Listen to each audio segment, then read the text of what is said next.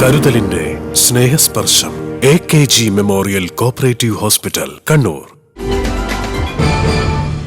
മട്ടന്നൂർ കിളിയങ്ങാട് മേഖലയിൽ ജനവാസ കേന്ദ്രത്തിൽ ഇറങ്ങിയ കാട്ടുപോത്തിനെ മയക്കുവെടിവെച്ച് പിടിച്ചു.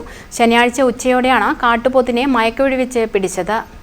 വ്യാഴാഴ്ച രാത്രി മുതലാണ് കിളിയങ്ങാട് കാട്ടുപോത്തിനെ കണ്ടത്. കിളിയങ്ങാട് മേറ്റടി റോഡിലൂടെ നീങ്ങിയ കാട്ടുപോത്ത് വെള്ളിയാമ്പറമ്പിൽ കിൻഫ്ര പാർക്കിനായി ഏറ്റെടുത്ത സ്ഥലത്ത് നിലയുറപ്പിക്കുകയായിരുന്നു.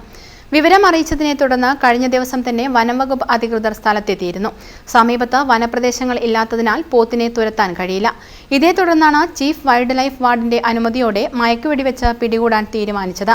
വെള്ളിയാഴ്ച ഉച്ചയ്ക്ക് 3:00-ഓടെയാണ് ഇതിനുള്ള അനുമതി ലഭിച്ചത്. തുടർന്ന് വെറ്ററിനറി ഡോക്ടർ ഇല്യാസിന്റെ നേതൃത്വത്തിലുള്ള സംഘം സ്ഥലത്തെത്തി.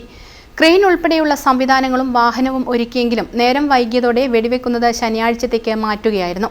കിളിയങ്ങാട് നിരമ്മലിലെ സ്വകാര്യ വ്യക്തിയുടെ പറമ്പിലാണ് കാട്ടുപോത്ത് ഇന്നലെ രാവിലെ ഉണ്ടായിരുന്നത്. ശനിയാഴ്ച രാവിലെ 6 മണി മുതൽ വനംവകുപ്പ് അധികൃതർ സ്ഥലത്തെത്തി പരിശോധന ആരംഭിക്കുകയായിരുന്നു. കാൽപ്പാടുകൾ പരിശോധിച്ച് തെരച്ചിൽ നടത്തുന്നതിനിടെ ശനിയാഴ്ച ഉച്ചയ്ക്ക് 12:00-ഓടെ കൂടാളി പഞ്ചായത്തിലെ ചിത്രാരിയിൽ വെച്ച് പോത്തിനെ കണ്ടെത്തുകയായിരുന്നു.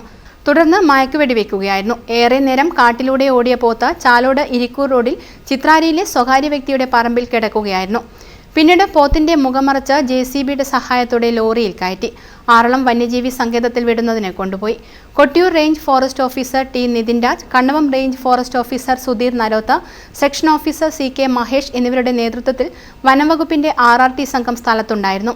പോത്തിനെ പിടിച്ചതറിഞ്ഞ് നിരവധി പേരാണ് സ്ഥലത്തെത്തിയത്.